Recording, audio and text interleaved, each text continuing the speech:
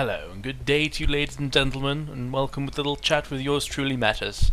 Today's going to be something a bit different, guys. I've been prowling YouTube, I've been on a somewhat of a viewing spree, and I've seen a few videos, and it actually kind of inspired me to have my own take on this, and to kind of get my thoughts and feelings out there. It's about Elo Hell, and more specifically how you obtain higher Elo and how you manage to get yourselves out of the jaws of said Elo Hell. First and foremost though, I think it's important to really categorize what I believe the definition of Elo Hell is, and if I think it exists. Elo Hell, from what I understand and the way that I look at it, is players who tend to regard themselves as being better than the Elo they're currently in. So I've heard players even say that like 16 or 1700 Elo is still Elo Hell. I think they're being a tiny bit kind of over the top and dramatic there. Typically when I think of Elo Hell, I'm thinking of 13, 1400 and below, all the way down to 0 Elo if that even exists. So it's typically them kind of players. Do I think it exists? Do I believe that Elo Hell is actually real? No. I think it's something that people generally come up with to make themselves feel better, to give themselves somewhat of an excuse as to why they're losing games, why they're at the Elo they're at. Now, do I believe there are people in a lower Elo than they deserve? Absolutely. Some people are unlucky, you have leavers, trolls, feeders, just people that play bad, people have bad games, we're all human, guys, it happens to the best of us. But if you ever looked in the League of Legends ranked game, no one ever makes mistakes, it's never anybody's fault, they're fucking noobs and all this kind of shit. So I think there are people in an Elo bracket they don't necessarily deserve to be in, but in my opinion, if you play enough games, you'll eventually claw your way out of there, and you'll become a better player, and you will learn from your mistakes. And also, what I've also learned from playing myself in ranked, I've played between 400 and 500 games now in ranked, and I teetered around the edge of about 1200 for quite some time, then I managed to get myself up to 1700, then I lost 300 Elo in a couple of days, went back to 1400, so I've had quite a lot of experience going backwards and forwards like a yo-yo. So I do think that I have a fair amount of experience when it comes to this and how to raise your Elo. Because as I said, I yo-yo all over the place, I gain like 100 Elo one day, then lose it the next day. So, first and foremost, number one, your mood. Whenever you go into a game, it's really important to have the right frame of mind. You can call this psychology, you can call this mentality, you can call this whatever you want. I just call it my mood. If I go into a game and I'm pissed, I'm stressed, or I'm feeling a bit down, get out of there. Don't fucking play ranked. Because if you're angry, or you're stressed, or you're feeling down, the feeders, the trolls, the people that are playing bad are going to get to you so much worse. So much worse. You're going to fall into the trap of raging, you're going to fall into the trap of playing bad and allowing other people to affect your game. So if someone is trolling and you're in a shit mood to start with, it's going to be easier for them to get you hook, line and sinker. I'm sure you know exactly where I'm coming from in this. And this is a problem that I've struggled with, where I've wanted to just crack on regardless. I've been a bit tired, I've been a bit pissed off and stressed because of previous games, and I've kept playing, and that's how I lost my 300 Elo in 2 days. Because I kept playing. I didn't take a break. I didn't assess the situation and think, hold on a second, I'm not feeling too good here, I probably shouldn't play. I was like, fuck it, I'll get my Elo back, no problems. Before I knew it, I was down 1400 Elo. So number two is etiquette, it's manners, it's kind of the way that you approach ranked. Typically when you get into Champion Select, that's where it begins, for me at least. Some people view it as when you get into game, that's when the actual game starts, but for me it's Champion Select. It's how do you conduct yourself. Are you one of those assholes that says mid or feed? If that's you, stop it. If you're watching this video and you managed to get through the first 4 minutes of this video and you're interested as to what I believe is a way to get more Elo, stop being that person, you're a tool. Nobody enjoys playing with somebody like that. Instantly, it lowers everybody's morale, everyone's like, oh fuck this guy, he's going to be a moron, and more often than not, guess what, you are the moron. So don't be that mid or feed kind of guy. If you're first pick, fair enough. If your last pick, fair enough, you have to deal with it accordingly. You can't just call a role and expect that that's going to be your role. So, etiquette. Speaking to people nicely, just think of the golden rule. How do you want to be treat other people like that? They're more likely to do it back to you. On the flip side, if someone is being an asshole and they're just disrespecting you, or they're annoying you, or they're trolling, or they're feeding, or they're raging, or whatever, you also need to kind of follow this on and just learn to ignore them. You can ignore. It's / ignore the name. It's also, if you press tab, you can click on the little text box, you ignore them, and suddenly all those problems cease to be. This is why I don't understand why everyone goes on a reporting spree if someone starts verbally abusing them. Instead of reporting for verbal abuse, all I do is I ignore them.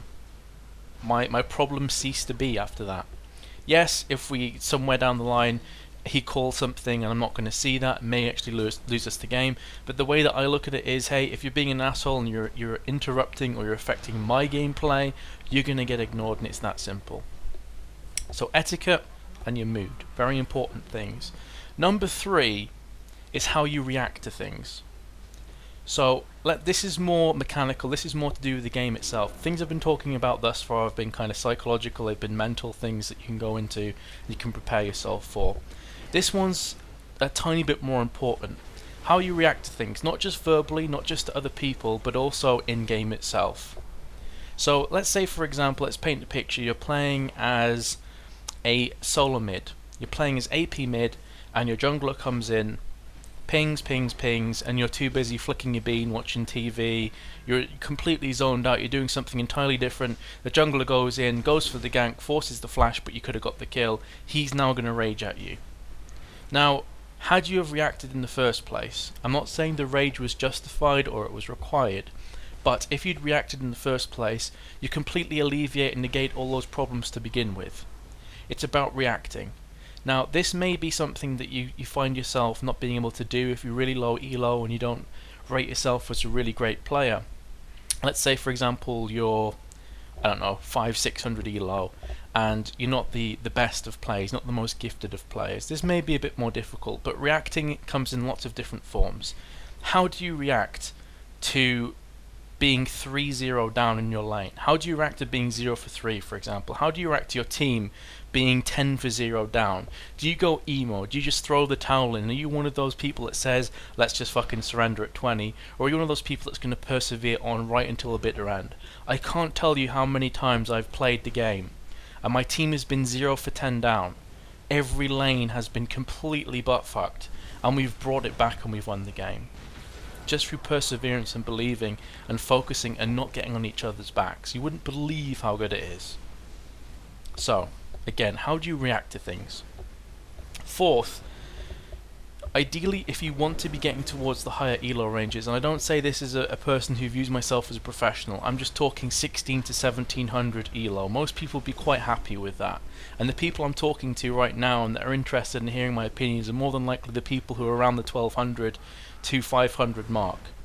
So if you're one of those players, you want to know how it is to get 1700 elo, you have to be able to play all roles.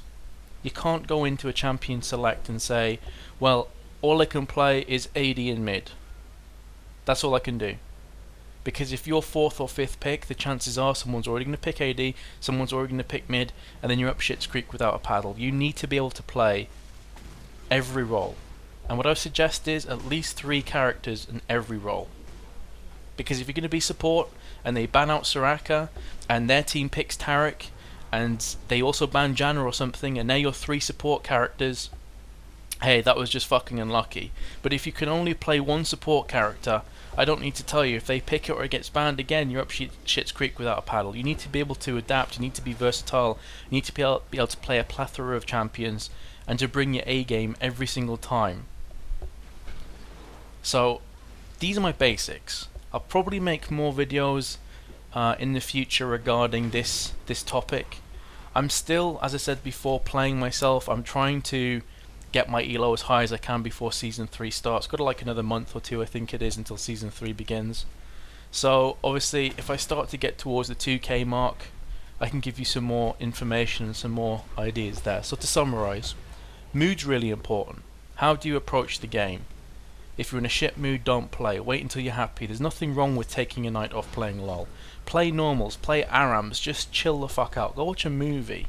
You don't have to play ranked. It's not all about elo now. 2 was etiquette, it was manners, it was how do you approach the game? How do you approach the people you're playing with? Remember, League of Legends is a team game. As good as you are individually, if you have no teamwork and you have no team cohesion, you are going to lose 99% of the time. So you have to be able to communicate, you have to be able to get on with other people, otherwise don't bother trying to go anywhere in terms of League of Legends, because it's just going to be a fucking nightmare. The other ones I was talking about, how do you react? Not just in game, I'm not just talking about your physical reactions, although that's also important.